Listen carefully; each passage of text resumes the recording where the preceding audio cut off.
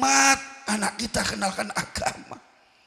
Belum nanti tatkala anak kita pergi haji, saya pernah juga menyaksikan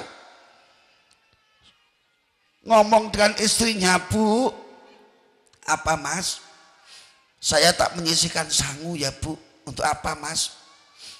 Bapak dulu sampai meninggal dunia Bu, ayah belum pergi haji. Saya yakin kalau bapak dulu punya rezeki pastilah haji. Tapi karena mendidik saya hingga belum bisa haji, saya minta ikhlasnya ya Bu, saya akan badalkan haji bapak. Ini sama bapak sangu nanti cari haji badal. Istrinya ngomong, Mas, jangan cuman bapak, saya juga ada sangu ibu sekalian dibadalkan.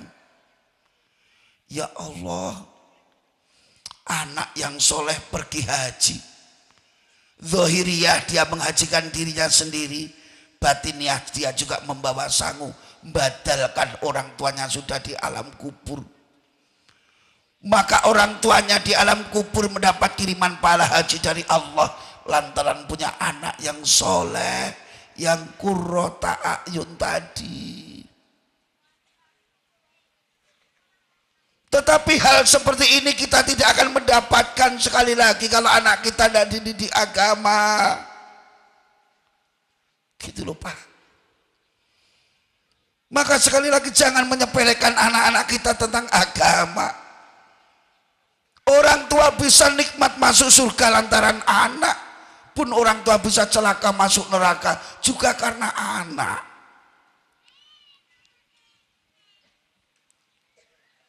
Insyaallah. Jamaah muslimin muslimat yang dirahmati Allah. Memang banyak orang belum paham sekali Pak tentang masalah agama, tentang ibadah. Sekarang ini banyak orang itu menganggap suatu kesuksesan itu kalau mempunyai titel dan punya harta itu dianggap sukses. Wah, kelo uripe sukses uripe. Lah piye? Deloken balik ke Korea, iso gawe omah rego 1 miliar, tuku kebun beberapa hektar, sukses. Nggih napa mboten? Maka banyak sekarang orang tua itu Pak, ndelok anak ki mung glegere zahiriyah.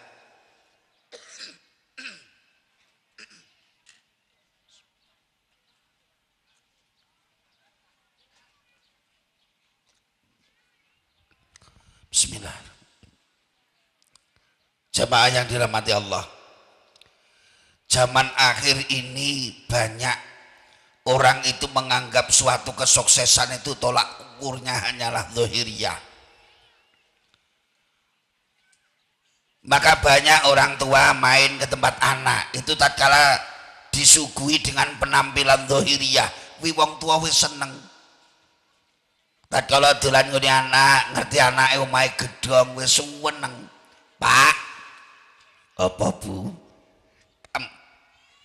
Alhamdulillah anake dhewe omahe wis gedhong ya Pak. Heeh. Alhamdulillah anake dhewe wis duwe kendaraan mobil ya Pak. Heeh. Alhamdulillah anak dhewe kebone amba mangan ra kekurangan ya Pak. Heeh. Beda dhewe mbiyen ya Pak kon Jawa ditranke jenenge wong nang Sumatera lek rawirang ya kurang. Anake dhewe alhamdulillah wis sukses. Heeh. Nggih napa mboten? Wong tua tatkala melihat gebyare zahiriyah anak omahe wis gedhong ke negara si ada mobil, peralatan serba listrik, makan ndak kekurangan, yakin wong tua pun seneng puas. Tetapi jarang orang tua memperhatikan dan menyelidik anakku karo mantuku iki do salat ora, jarang sing tekan kono. Niki lho Pak. Jadi tatkala disuguhi dengan toto zahiriyah pun senang wong tua, tetapi jarang memperhatikan anak saya, mantu saya ini ibadah apa enggak, jarang.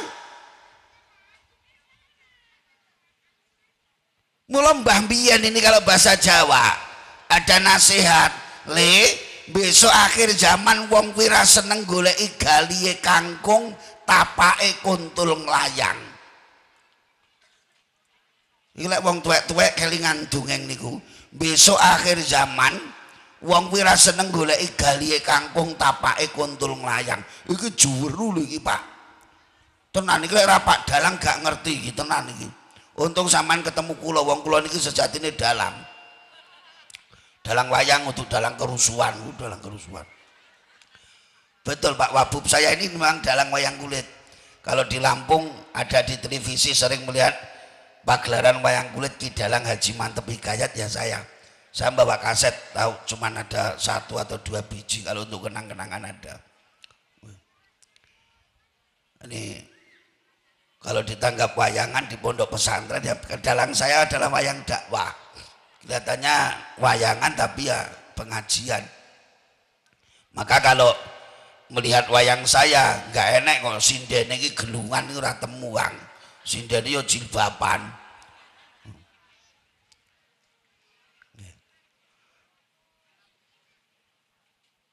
Maksudnya apa toh gali kangkung? Lah kangkung lek dipetil bolong kok kon golek galih. Galih artinya galian hati.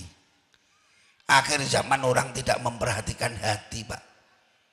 Tatkala metil kangkung, tatkala dipetil jero bolong, yang dilihat hanya luarnya saja. Maksudnya akhir zaman orang itu tidak mau memperhatikan iman dan takwa di dalam hati. Sing diperhatikan mung glegere zahiriyah. Lah mbok enek wong alim ahli ibadah apal Quran kok melarat kuwi ora kajen.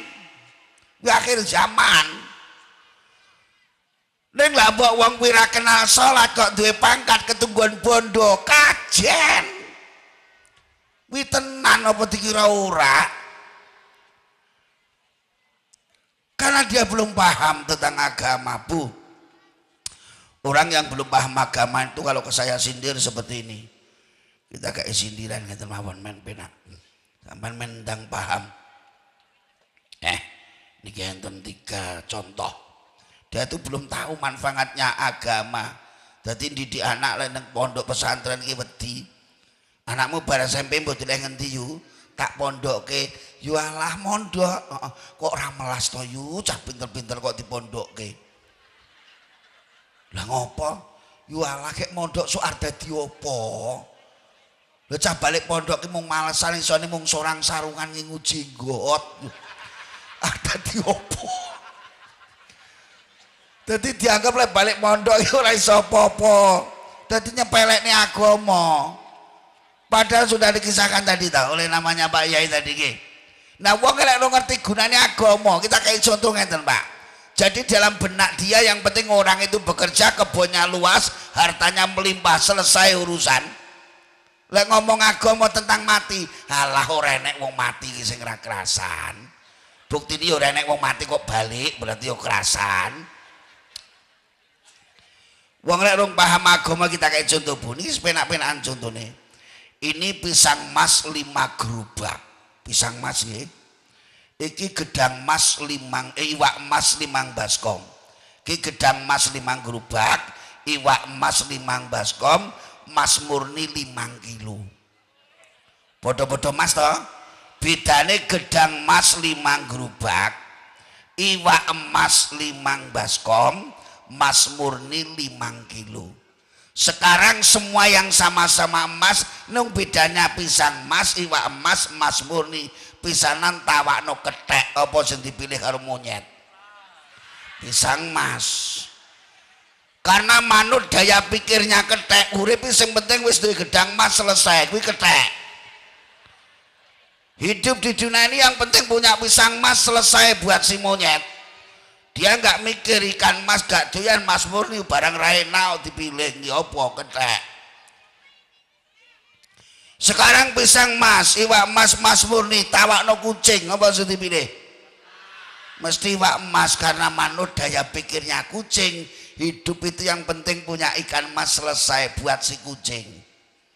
Gedang mas raduan mas murni ra tedas. Pisang mas, ikan mas, mas murni saiki tawakne sampean. Ojo kabeh tak juotos lek kabeh. Sitok ae. Buat sampean sing otake normal, pasti memilih emas murni yang 5 kilo yang tidak diambil oleh monyet dan kucing, karena mereka belum paham gunanya emas murni.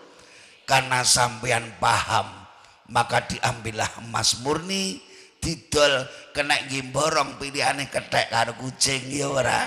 Ini goblok, sing loro iki goblok banget. Mula gak milih barang sing paling mahal. Orang yang belum paham agama seperti itu, dia menganggap agama buat apa? Didik anak agama nggak apa? Sholat jengkang-jengking ramarakne sugih. Buktine kae sing salat kono sing sugih kono ki piye ngono ki jajal lho. Lha apa kleru Gusti Allah lek nguncal ki. Sembrono. Lah yo deloken lho yo sing salat ki kono lah kok sing sugih kono ki lho.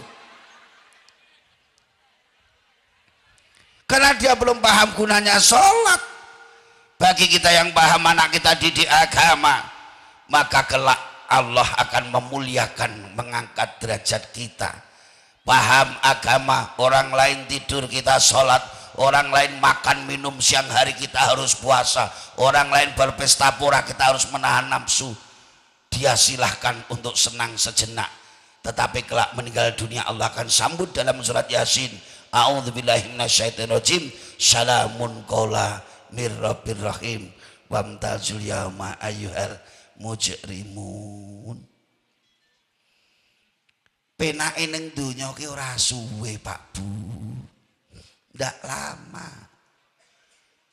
Jadi sekarang orang itu menjadi tolak ukur itu hanyalah dunia. Padahal Bu, tak kasih tahu ya. Dunia ini kalau kita mau paham Pak, sekarang mayoritas orang hidup di dunia ini kan ndak pisah dengan yang namanya harta, nggih napa mboten? Seolah-olah sampai menggadekan agama demi harta, seolah-olah kami tidak bisa hidup tanpa harta. Maaf Bu, ini saya ambilkan kisah atau contoh, ini ayat Allah yang bisa dicerna karena ilmu teknologi mengakui. Tatkala jabang bayi di dalam kandungan seorang ibu, jabang bayi tidak bisa pisah dengan yang namanya tali plasenta. Plasenta itu bahasa kerennya ari-ari. Kenapa bayi tidak bisa pisah dengan tali plasenta? Karena dari tali plasenta itulah dia menggantungkan kehidupannya. Makan minumnya dari plasenta itulah bayi menjadi besar. Padahal plasenta itu dijadikan Allah dari apa? Dari sari makanan yang dimakan ibu dan darah menstruasi. Maka seorang ibu yang sedang hamil tidak akan pernah menstruasi karena darah yang dibuang untuk menstruasi disuplai untuk makanan bayi.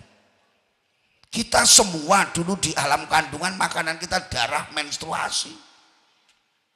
Enak karena masih alamnya. Kita tidak bisa pisah dengan yang namanya ari-ari.